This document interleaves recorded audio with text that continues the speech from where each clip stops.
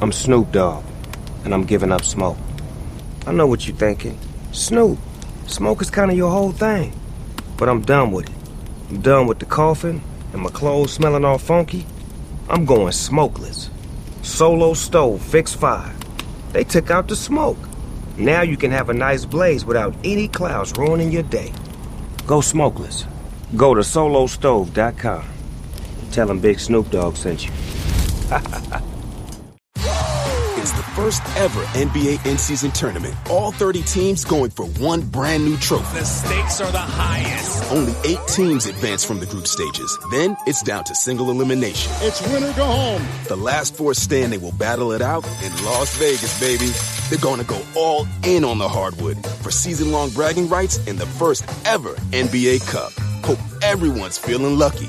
The NBA in-season tournament begins November 3rd on ABC, ESPN, and TNT. Hey, did you know the Statue of Liberty is the largest holiday gift ever given? That's a big deal, just like those at the Hyundai Getaway Sales Event. Hey, did you know when the year ends, so do the deals? It's your journey. Own every mile at the Hyundai Getaway Sales Event. Get 0% APR for 60 months, plus 0 payments for 90 days, or $2,500 bonus cash on the Hyundai Tucson. Now for a limited time during the Hyundai Getaway Sales Event. Offers end November 30th. Call 562-314-4603 for details. It's time. It's time. Time to get in the zone. Time to get in the zone with the 49ers Web Zone. This is the No Huddle Podcast with Al and Brian.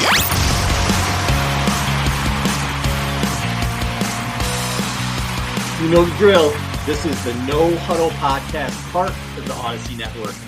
We talk 49ers, and we talk NFL too. We talk all football. I'm Al Sacco with you on a Thanksgiving week. Can you believe it's Thanksgiving already? Nothing goes by faster than the NFL season. Absolutely nothing. It seems like it's September and you blink and you're almost all the way through it already. I mean, college football is over. This weekend is the last weekend of the regular season for college football, right? And then you have, this is the last regular season weekend. Football goes by so fast, man, especially when the holidays start. And Thanksgiving's fun. The Niners are going to play. I mean, how can you not be excited about the 49ers playing on Thanksgiving night? And maybe you're listening to this show, you're getting ready for the game. Maybe you're listening to it on the way wherever you're going for your holiday. Maybe you're just getting ready for the day and it's on in the background. And I just want to say, if you are doing that and you're listening to the show around Thanksgiving, don't subject your family to that. Don't subject your family to listening to me. Do something else. Listen to music. Maybe talk amongst yourselves, but don't make your kids and your wife or your spouse or whatever. Don't make them listen to me on Thanksgiving. No, you know what? I appreciate it. And it's amazing if the No Huddle Podcast is a part of your holiday and I'm being listened to anywhere while someone's doing Thanksgiving stuff. I am super appreciative of you guys. All right. This is a football show and it is Thanksgiving. Thanksgiving to me is about 2 things. Yeah, you got family, you got friends or whatever. But also for me, this is what I think. What games are on? And what time can I start drinking? My whole Thanksgiving revolves around that. And usually the answer to the second question is kick off with the Lions game. As soon as that ball kicks off, I'm getting into we do Friendsgiving, and I got a buddy, him and I, we usually split a bottle of bourbon every year. And usually as soon as that kickoff happens, it's in the glass, start to sip, let's go. But I'm kind of also over the Lions and the Cowboys playing every year. I think, you look at where football is, maybe is it time to kind of move past that and just put 3, games of choice on Thanksgiving? I mean, the NFL is gone. We have London games. We have Germany games. We have Thursday games. There's a game on Black Friday this year, but we still have to watch like the fucking Lions and the Cowboys every year. I don't know, man. I feel like they can do better. But this season, at least like the Lions are fun. Like they are a really fun team to watch.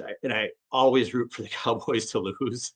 So either way, it'll be big if the Cowboys do lose. But come prime time, man, I cannot wait to sit and watch the Niners play in what is just a huge NFC West matchup with Seattle. And we'll get into the matchup and what I think it means for playoff chances, especially for Seattle, who is in a really tough spot in their schedule. And the Niners can get a stranglehold on things over the next few weeks. We'll see how that happens. We'll get into it. Before I do, last show when I recorded, I talked about the Bucs game. I had the name Fred Warner written down in huge letters. And for whatever reason, I totally forgot to mention him. So I wanted to start out the show by talking about him and a little bit about what he's doing for the franchise and why I think he's probably headed towards Canton. Warner was unbelievable last week. And again, I just feel like such a terrible podcast host for not even mentioning it. He had 12 tackles, 2 passes defended, a forced fumble, and a half a sack. He was just flying around, setting the tone, making violent hits. There were a couple plays where it looked like he just picked somebody up and body slammed them. And the whole team feeds on that. I mentioned last show when Jair Brown made one of the plays, one of his big plays in the end zone. I don't remember if it was the interception or the pass breakup, but Warner ran up to him. It was the pass breakup. Remember, Warner ran up to him and got in his face, and you could just tell he was talking him up. He was being a leader. And then they had a mic'd up thing that they did with Warner when Jair Brown had the interception, and it looked like Brown maybe got the wind knocked out of him, and Warner was above him. Again, one of the first players there telling him, "You just won the game for us. You just won the game for us." He's just that kind of leader. And when you look at what Warner's doing statistical-wise this year, he's on pace for a career high in tackles. He has 90 right now, and his pace is 153. He already has 3 interceptions, which is a career high for him. 2.5 sacks, and 3 is his career high. He has 5 tackles for loss. 7 is his career high. 3 forced fumbles, which ties his career high. And he has 8 passes defended, and 10 is his career best. Now, he's not going to get Defensive Player of the Year. The emphasis is so much on pass rushers right now. I kind of feel like it's almost like a quarterback with the MVP. Pass rusher, if you have a pass rusher who's got 15, 20 sacks, I feel like it's almost difficult not to give that player the award. Myles Garrett is definitely the front runner right now. He has 13. Really tough. I think the last linebacker to get Defensive Player of the Year was Luke Kuechly. The last non-pass rusher was Stephon Gilmore, I believe, a few years ago. So it is really difficult for someone to get Defensive Player of the Year if you're not there. But I just feel like with Warner, maybe he's just a really underrated superstar is the best way I can put it. Everybody says he's the best. When you talk about off the ball linebackers, they're like, yeah, Fred's on another level. But I don't feel like he gets a lot of the national publicity. He's almost just talked about in passing. Yeah, Warner's awesome. On to the next thing. And it's just not enough credit for him. And I feel like he's a 2-time first team All-Pro, probably going to be first team again this year. And he's putting together a Hall of Fame career. And I was thinking about his candidacy, and it made me think about Patrick Willis, because Patrick Willis should be in the Hall of Fame, and he isn't. Now, maybe it's the fact that he played only 7.5 years that hurt him, but Patrick Willis has been a victim of circumstance. And here's why. I've talked to some Hall of Fame voters on this show and off this show, sort of about what the room's like and the points of discussion. And we had Clark Judge on here, if you want to go back and find that show. Might have been 2018, maybe. And him and I had a good discussion about the Hall of Fame and some things that people look for. And one of the things that he said to me is that he's looking to see if the player is top 1 or 2 at their position in terms of era. And I brought up Willis at the time in being that. And he was like, well, hold on. You have Ray Lewis, you have Brian Urlacher. But my argument against that was, well, Willis was a 5-time first team All-Pro in 5 of his first 7 years. So if he's a first team All-Pro, isn't he one of the best 1 or 2 players? That's kind of the way I see it with Willis. Luke Kuechly was also playing around that time. So it was a bunched up group in terms of who you could say is the best. Lewis and Urlacher were obviously towards the end of their career there. Kuechly was Defensive Player of the Year. I forget what year it was, 2012-ish, maybe around there. But my argument was that, yeah, Willis is one of those top 2 guys, but that's one of the circumstances that he has to overcome, is that he played in an era where there were maybe 4 guys. And you can say Navarro Bowman. Bowman was phenomenal for maybe like a 3-year stretch too. So there were a lot of great linebackers, but Willis to me certainly belongs there. The second circumstance that Willis is fighting right now, unless you're a slam dunk guy, and what I mean by slam dunk guy, I mean Jerry Rice. I mean Peyton Manning. I mean Tom Brady. Just a shoe in where they don't even have to discuss it. Just this guy's going in first ballot. He's the elite of the elite. If you're not that guy, And especially at a position where there's a lot of people, you get put in a queue. And I'll explain. We've seen this with wide receivers. We've seen this with linemen, and we've seen it with linebackers. It's almost like there's 4 or 5 guys that deserve to be in, and they say every year, well, we'll take one guy from this position group, and you're just in the queue. And when it's your turn, if your position goes in that year, that's when you get in. So Willis has been stuck behind guys like Zach Thomas, Sam Mills. I'm interested if Luke Kuechly jumps him. He might. The Defensive Player of the Year award may push him over, and Willis may have to wait for Kuechly to get in. And then they're going to keep making him wait his turn from there. Now, I don't agree with that at all. And I don't love the way the Hall of Fame does that. If you have to let more people in, do it. I don't like that they keep guys in a queue who deserve it and put guys in over them who maybe don't deserve it as much as they do, just because it's their turn in the queue. And I, again, some of those guys I mentioned, I feel like Willis should be in over them. How does this relate to Fred Warner? Well, I don't think when you look at the league right now, there's any linebacker that compares to him.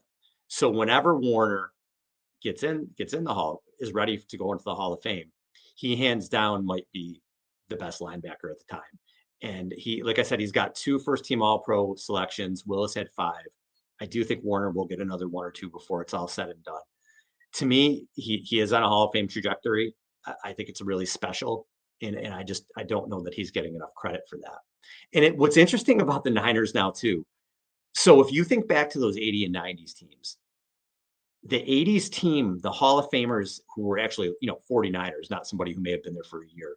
I'd have to think even if there was someone who had that case, but Joe Montana, Jerry Rice, Ronnie Lott, and Charles Haley, right? That's it. And in the 90s teams, Rice made it in Steve Young. That's for when you have a dynasty for almost 20 years, to only have a small amount of Hall of Fame players like that is kind of crazy. Roger Craig should be in. For sure. And if I'm missing anybody, let me know. But the point of it is, for as great as they were, for as long as they were, they didn't have a ton of Hall of Famers. Now, this team that you're looking at with the 49ers, they may end up having 4 or 5 Hall of Famers on it. Trent Williams, to me, is a no doubt, dude's going to the Hall of Fame. Elite left tackle, best in the league. George Kittle's headed that way, too. George Kittle's coming up on 6,000 receiving yards. By the time it's all said and done, I would think he'd be in the 9,000 yard range by the time he retires, God willing, if he stays healthy. He's a phenomenal blocker, maybe the best blocking tight end in the league or one of them. That to me puts him in the conversation for Hall of Fame. You could see him there. We said Warner's on the trajectory. Nick Bosa, I don't think you can argue that he's on the trajectory. I mean, he has to put in more years, but certainly with the Defensive Player of the Year award and the last 2 seasons he's up to 5.5 sacks now. Looks like he's ready to have a strong second half. So if he gets to 10 again, Bosa's on his way. The only other guy I was thinking about, maybe McCaffrey. McCaffrey might end up in the Hall, but I think he has a little bit more work to do. We've seen how great he is at his peak. Overall statistics right now, he's got 5,551 rushing yards to go along with 4,100, and I think it's 26 receiving yards. So I think he's got to put together maybe another 2 years after this one of really strong production, get those yardage up, especially the rushing yardage in the 8,000 to 10,000 range. 10,000 is kind of the magic number, I feel like. And then you're talking 47 rushing touchdowns and 27 receiving touchdowns. So he's got 74 TDs. So he might end up being a 100 touchdown guy by the time it's all said and done. I think right now McCaffrey's borderline. If he stays on he's another guy that might be on a Hall of Fame trajectory. So that's pretty special, man. I hope Frank Gore gets in there too. He's another one that will get in eventually, but there'll be arguments against him where, he never won a rushing title. He was never the best running back in the league. It was more of he played a really long time. But to me, when you play at that level for a really long time, you are a Hall of Famer. What is he, 3rd all time in rushing or whatever it is? I'd have to look it up. I don't remember. But he's got like 16,000 rushing yards. Dude should be in no problem. So really special what the Niners have going on now in terms of their roster. And it's just, you want this group to finish the job. You want to see Fred Warner get a ring. You want to see George Kittle get a ring. You want to see these guys mentioned with the great 49ers that we mentioned. It's always Montana and Young and Lott and Rice, because those guys won the championships. These guys are great players too in their own right. And maybe we won't remember some of the Harbaugh year guys because they didn't in the same way. Well, you won't because they didn't win a championship. I want to remember some of these guys who are so special to so many fans in the same breath because they have won a championship. So we'll see how that goes.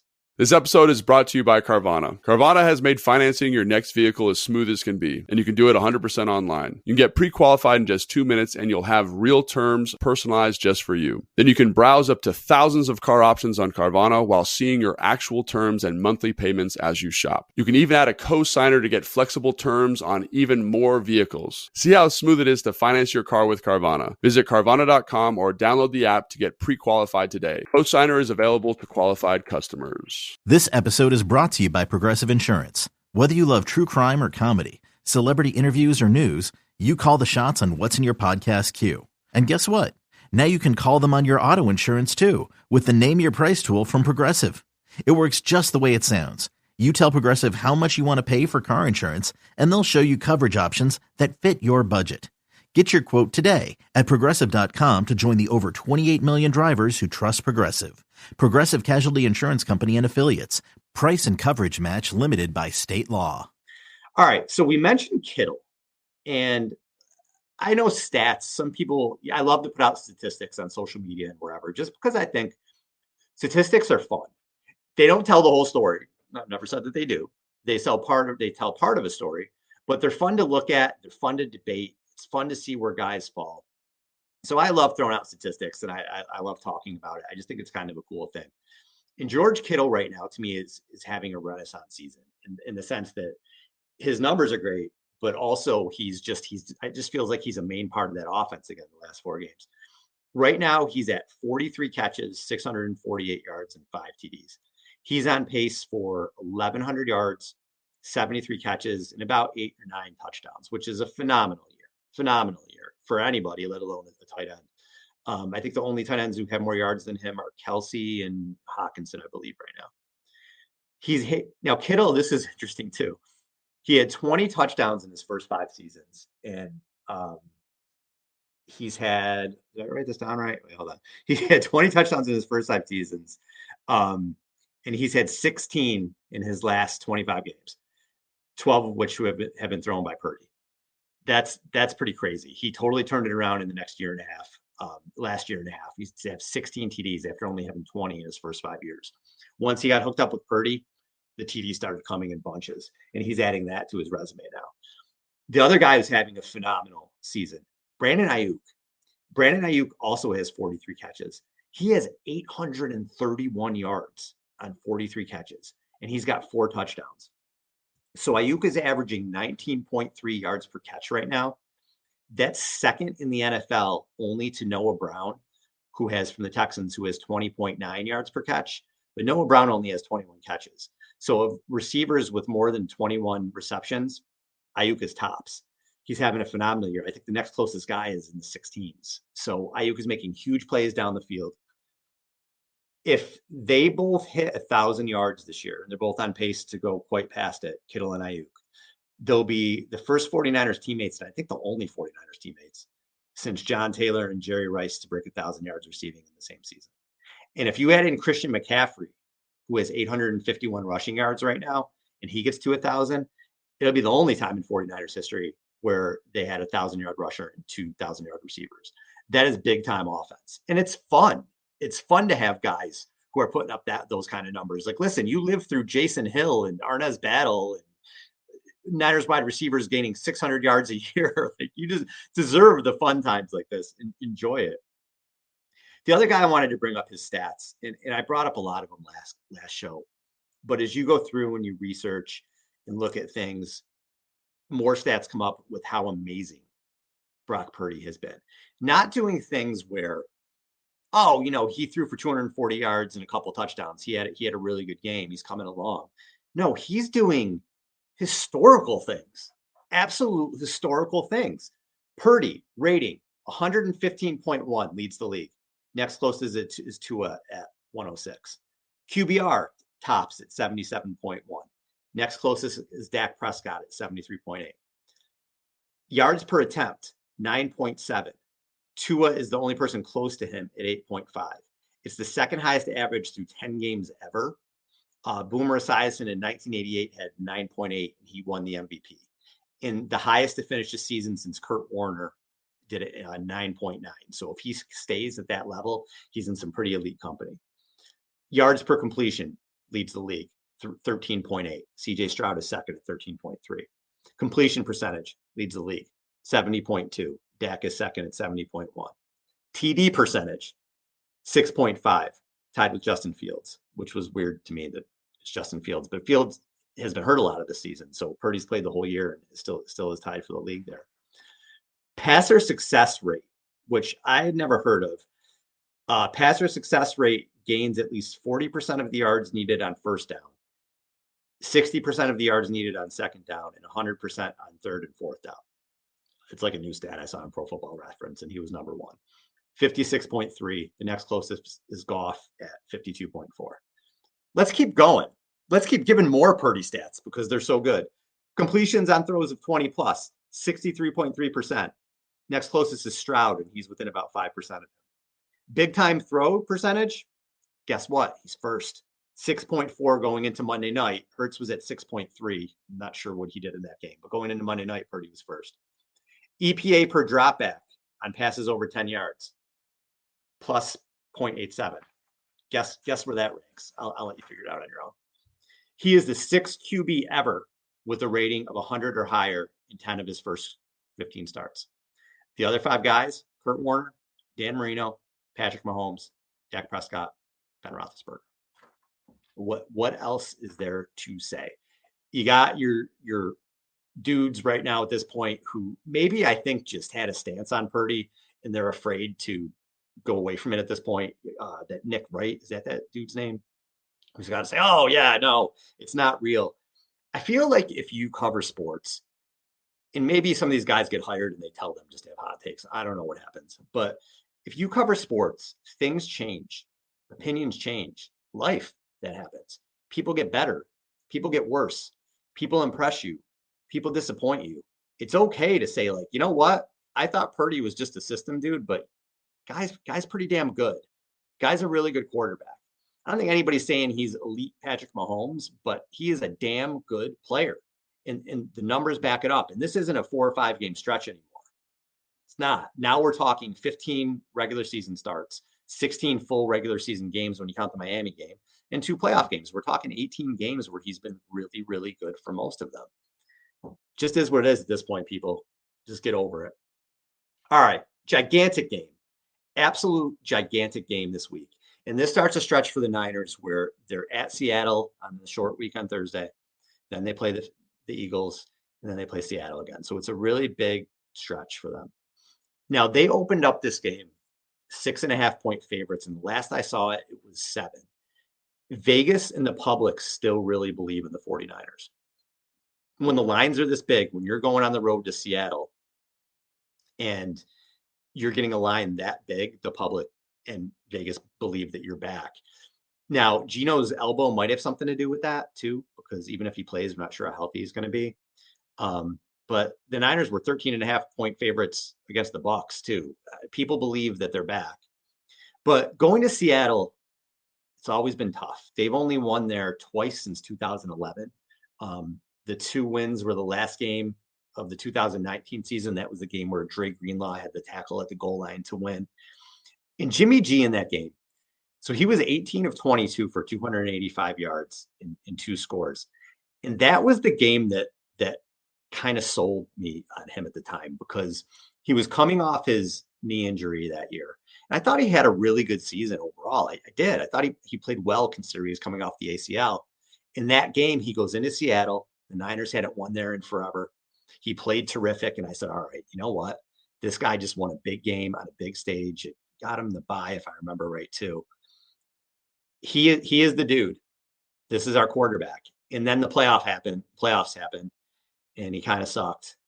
And then the next year he gets hurt again, and the rest is history. But at the time, I thought, hey, maybe we have our guy.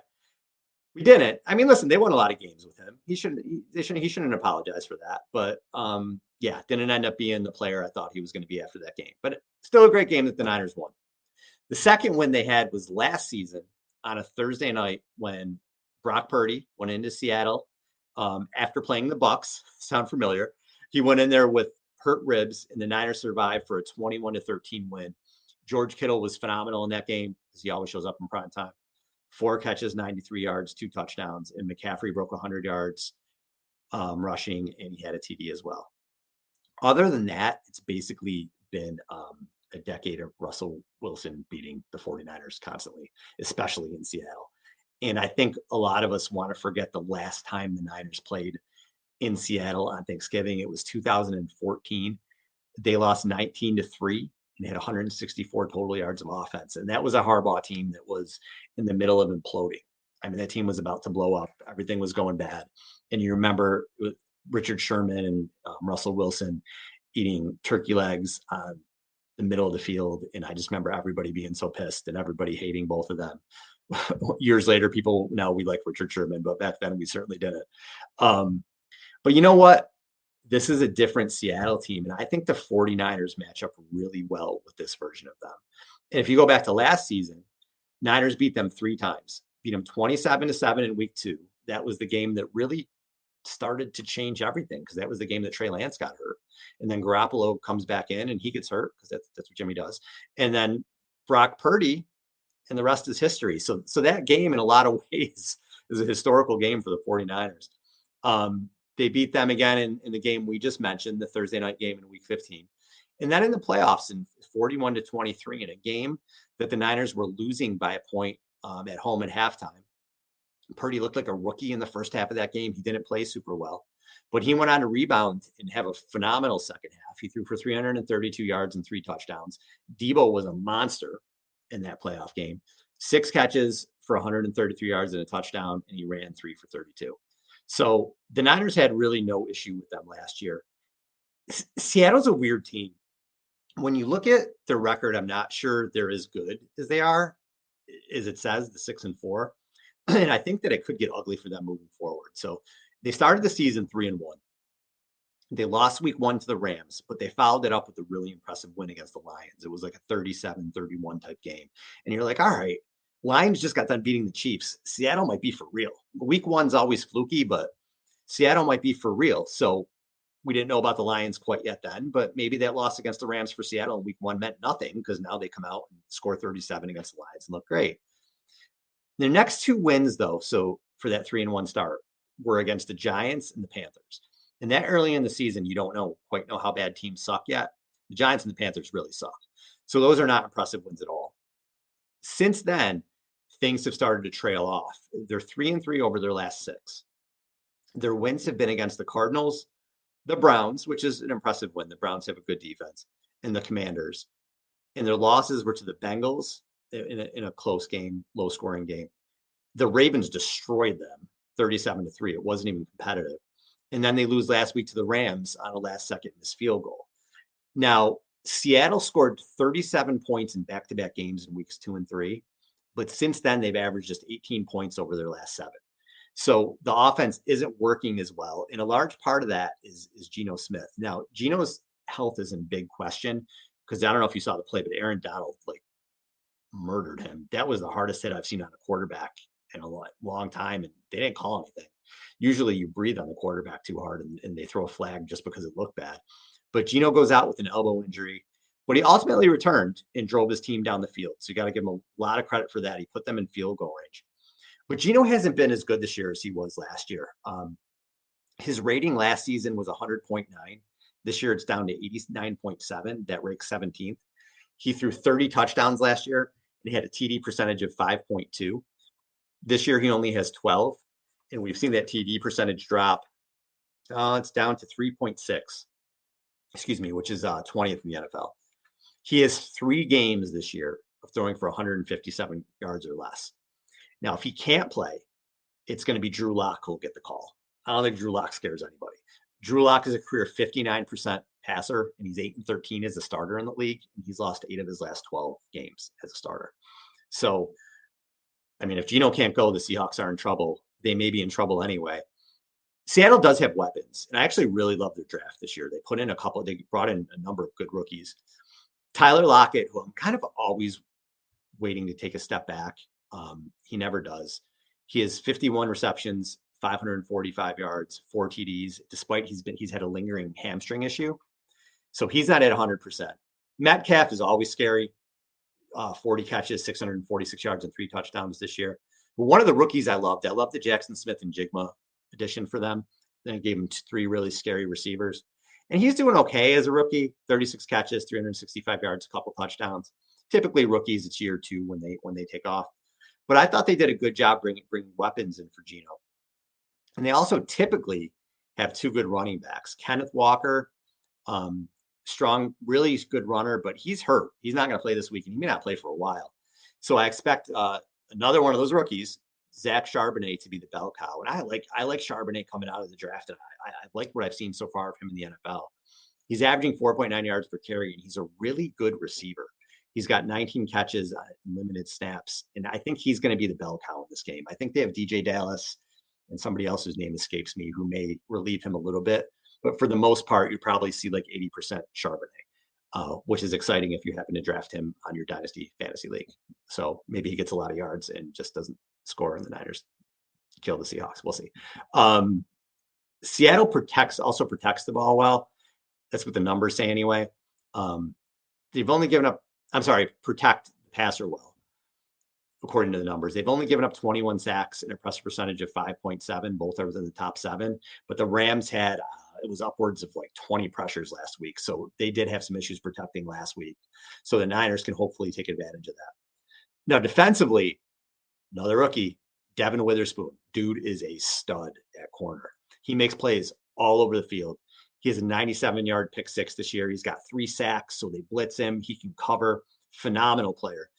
Probably the defensive rookie of the year, I would think. I'm trying to think if there's anybody else. I don't know, but he's right up there if not.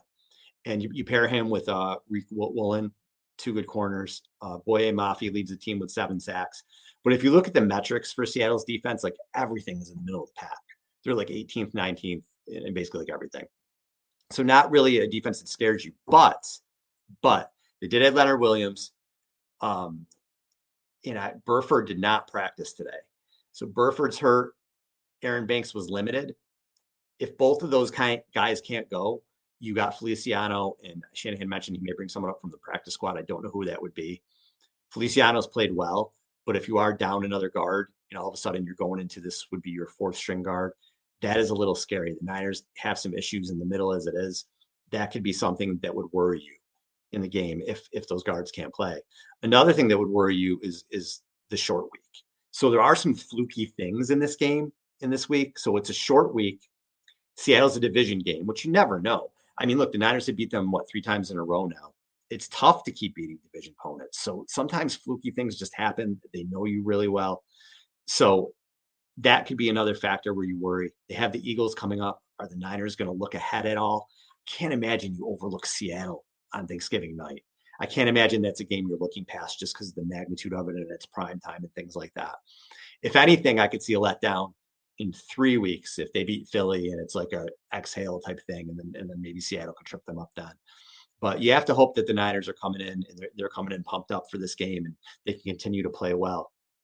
I do expect on the Niners side of the ball, McCaffrey just carried the ball 21 times and he had 5 receptions. So he touched the ball 26 times against the Bucs.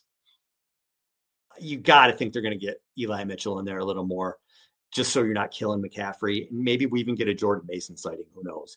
But I would imagine that McCaffrey is going to get some rest in this game.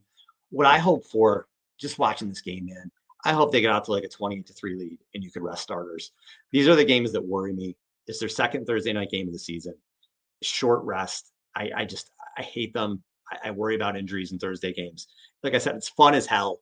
It's fun as hell to watch a team on Thanksgiving, but that's a little bit of a worrisome thing.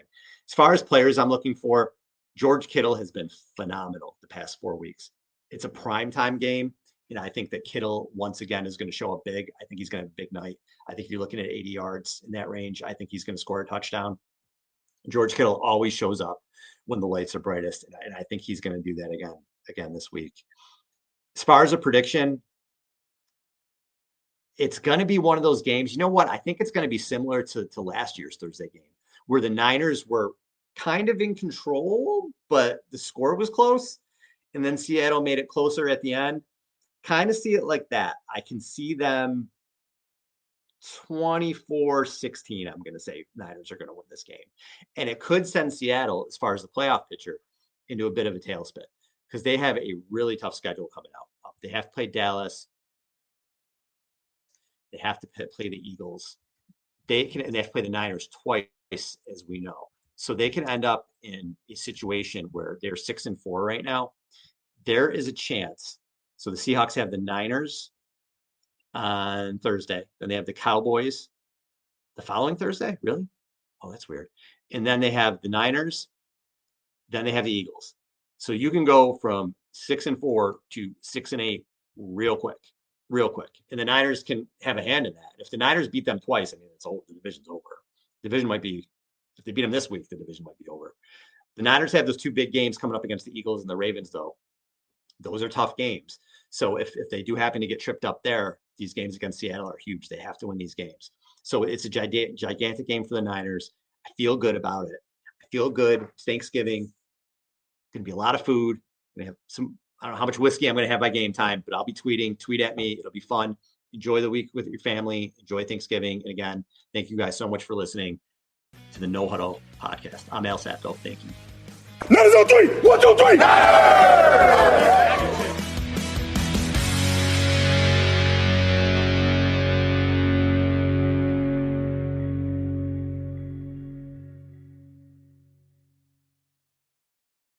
.2400 Sports is an Odyssey company.